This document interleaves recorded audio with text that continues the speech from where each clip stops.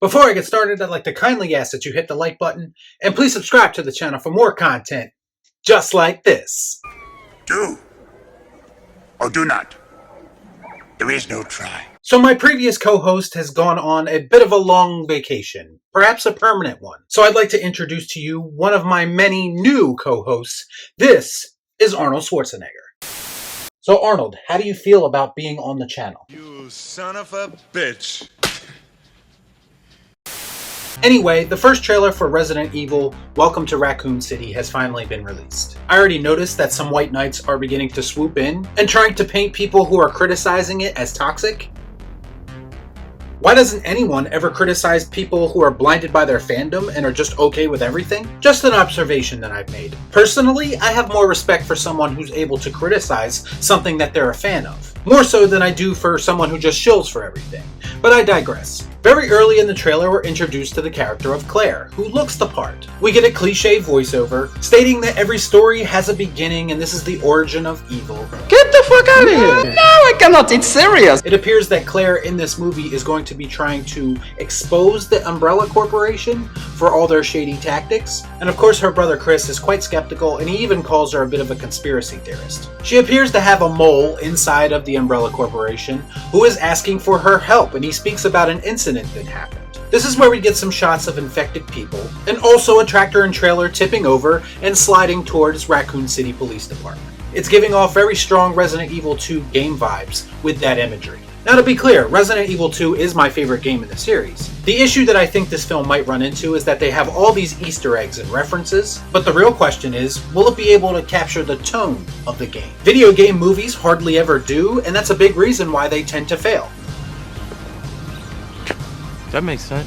Resident Evil is already one of the most cinematic games ever, so you would think it would be an easy transition in order to adapt that into a movie, but it hasn't gone down that way so far. We get some more shots of shit hitting the fan, including CGI infected dogs. I mean, even the first Mila Jovovich Resident Evil had real dogs with practical effects on them, and again, in most cases, practical effects always look better than CGI. I did notice that one of the major talking points of this trailer, and something that people took issue with, seems to be the poor CGI, or at least unfinished CGI. That's right, it stinks!